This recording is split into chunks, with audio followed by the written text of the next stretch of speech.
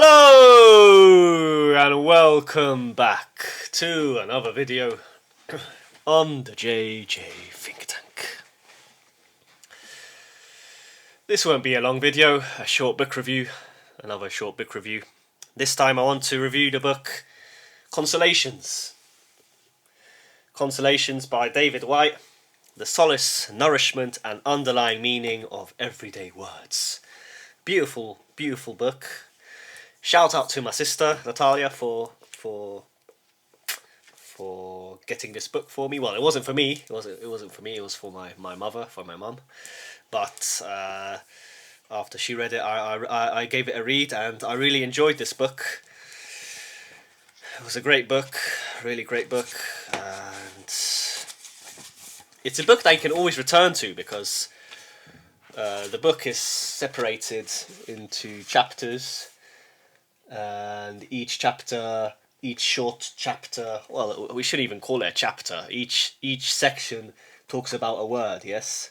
So, for example, and the sections, the chapters are arranged in alphabetical order, yes. So we've got alone, ambition, anger, then beauty, beginning, besieged, then close, confession, courage, then crisis, denial, despair. Then destiny, disappointment, forgiveness, friendship, genius, giving, gratitude, ground, haunted, heartbreak, help, hiding, honesty, Istanbul, which was interesting. Suddenly Istanbul was included.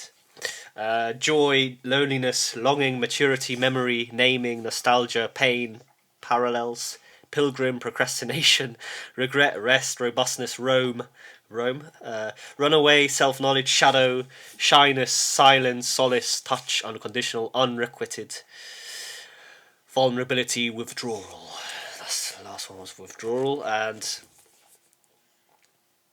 obviously I won't review every word with you. I'll just talk about the words that I remember the most. Well, I don't really remember the book well at the moment. But in this article that I wrote, I referred to the words that had the most impact on me at the time, yes? I guess when you return to the book constantly, something new might appear. A new word will have more of an impact on you, yes? But I'll quickly share what I wrote here in my article on Medium. And David Whyte is a poet by trade, but I guess this isn't pure poetry, but it's poetic, yes, poetic writing. And yes, he in this marvelous book, he unpacks the meaning behind commonly used words, and definitely for some of them, his interpretation made a mark on me. I saw these words in a new light, and his interpretation offered a new positive perspective on the various emotions that we face, and the emotions that we vainly try to avoid. Yes, we try to avoid them in vain, really, because we can't avoid these negative emotions in our life, unfortunately. So yin and yang, yes, life is like yin and yang. We've got all these ups and downs. So I like this chapter on the shadow, and here is a paragraph from it. I referred to this in another video of mine actually already, but I want to talk about it again. And this is what David had to say about the shadow, yes? To live with our shadow is to understand how human beings live at a frontier between light and dark, definitely, this is true. And to approach the central difficulty, that there is no possibility of a lighted perfection in this life. Exactly. That the attempt to create it is often the attempt to be held unaccountable, to be the exception, to be the one who does not have to be present or participate, and therefore does not have to hurt or get hurt. To cast no shadow on others is to vacate the physical consequences of our appearance in the world. Exactly. So when I read this, I thought about kind of the sophist Gnostic worldview that is becoming more and more prevalent. These people, they think they are made of the light, they are pure light, but this is a lie. We are a mixture of lightness and darkness. I think these people are fake, in my opinion. So people like David Icke, this quite reminds me of kind of the David Ickean attitude. David Icke, he presents himself as this holier than thou person. He's like the exception. And he uses this worldview to present the idea of the world is an illusion, and that therefore you shouldn't participate. Yes, you can't hurt or get hurt. Yes, but unfortunately, our world is not like this. We are also physical in nature. We are made from bones. We are made from muscles. Blood courses through our veins. Yes, we aren't this. According to David Icke, we are not this person who is like an avatar or something. Like, it's just nonsense. I don't know why. I don't know why this worldview is popular, to be honest, because it's completely divorced from the truth. Yes. I guess just now when I was talking about this, a quote came into my mind. Mike Tyson's quote. Everyone has a plan until they get hit in the face or something, right? Mike Tyson quote on getting punched in the face. What? Everyone has a plan until they get punched in the face. There's true.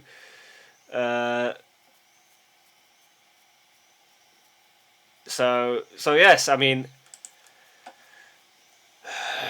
life is not all rosy. Yes. So we aren't this phantom self, as David Icke likes to say. David Icke presents his view that we are phantom self, that we are this. I don't know what. I haven't read these books, but judging from what he said and he wrote, because I followed his worldview for a while, yes, and he has this worldview that we are like a phantom self, that we're not physical, etc. I mean, I don't know. For me, this is far from the truth, and I like how David Whyte presents an alternative view. Yes, that we are a mixture between lightness and darkness. Unfortunately, we are in between light and dark. We have some lightness in us, but we also have some darkness, and therefore we cast a shadow, yes, on others. We hurt others, but we also get hurt ourselves. Yes. So yes, I like this chapter on the shadow. I liked his musings on the word beginning. So he presents the idea that to begin something, it's less miraculous or than we make it out to be. It's much simpler. So I remember I think this is what he wrote. It requires only, for instance, the movement of our hands to pick up a pen, to begin writing, or to start playing a musical instrument. I don't know if he wrote this or no. Actually, I think I wrote this because these are the hobbies that I like to engage in: writing and playing music. So, beginning. Let's go to beginning now. Let's check beginning. 19, page 19. There's this.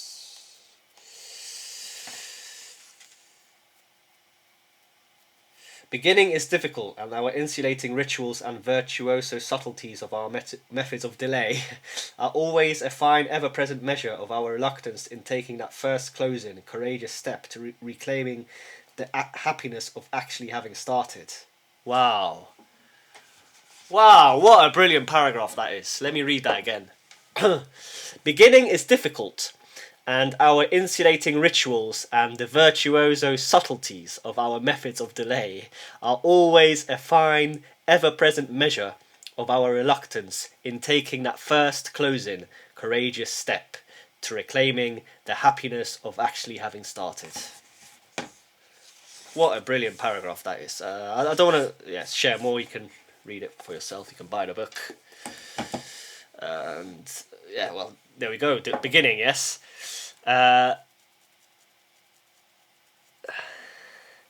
I wrote here that instead, here in the paragraph that I just read, he alludes to procrastination. Well, we are afraid to start, but we have to start. But this beginning, this starting something, it's not something miraculous. It begins with something simple. You just have to begin. You have to start. You have to take that step, that leap, and not project your beginning into a future. Yes, you have to make the small steps now. You have to constantly make these small steps. I really like this thought.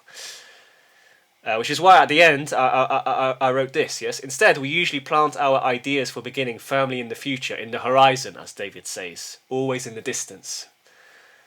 But you're just delaying. How long can you delay? You can't keep delaying. Then your whole life goes by, yes? And you'll regret when you are older that you didn't try more. And better to try and fail than to not try at all and regret doubly afterwards. I like this phrase. I like this idea. Might as well see what happens. You never know what could open up for you in your life. So yes, I really like this musing on the word beginning. And then, so when I was writing this, a third and final chapter that I recollect more vividly, well, at the time, now, to remember, but maturity. So definitely, I've had a problem with maturity, definitely, for a while.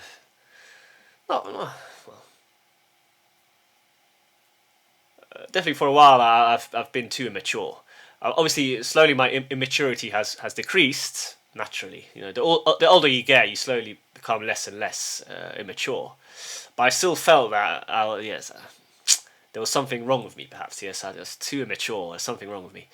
And I like David's description of maturity.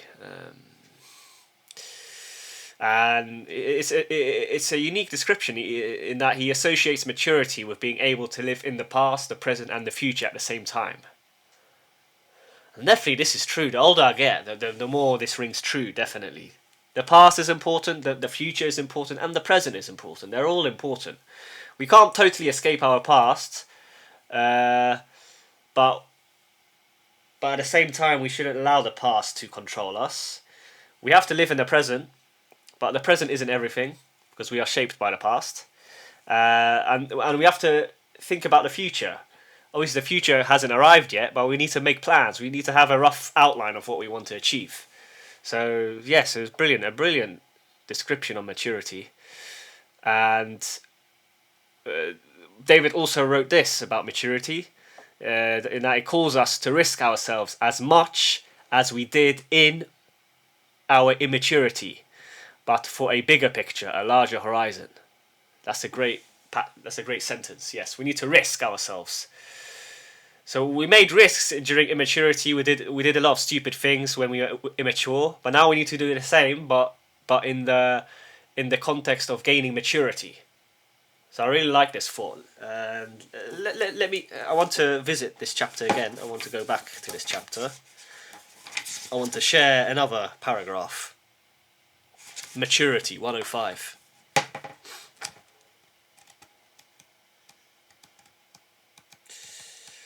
Let's see what David wrote here. So, maturity is not a static arrived platform, a golden epoch from where life is viewed from a calm, untouched oasis of wisdom, but the dissolution of living elemental frontiers between what has happened, what is happening now, and the consequences of our past. First imagined anew and then lived into the waiting future. So let me read that again.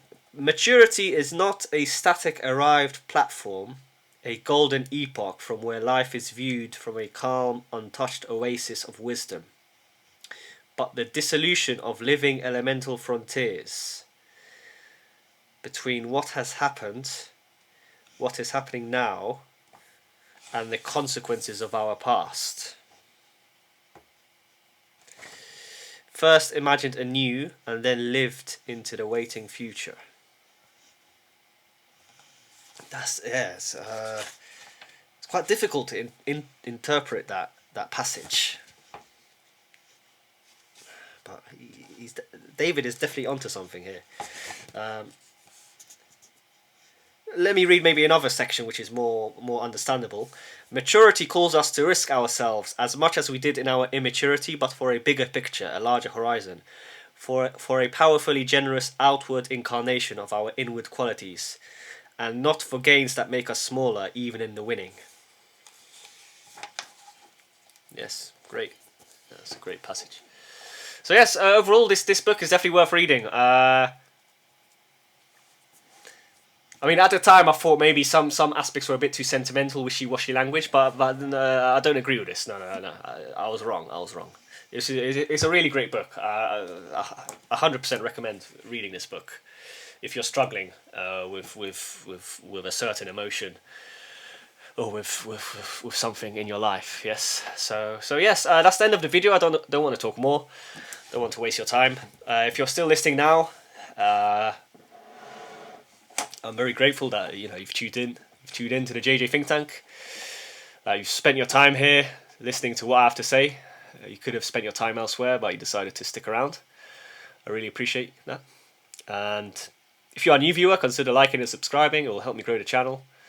Comment what you think about what I just said. I'm interested to know what you think. Perhaps you read the book as well. And yes. Anyway, that's all for this one. Once again, thank you for listening, and I wish you all the best. Take care.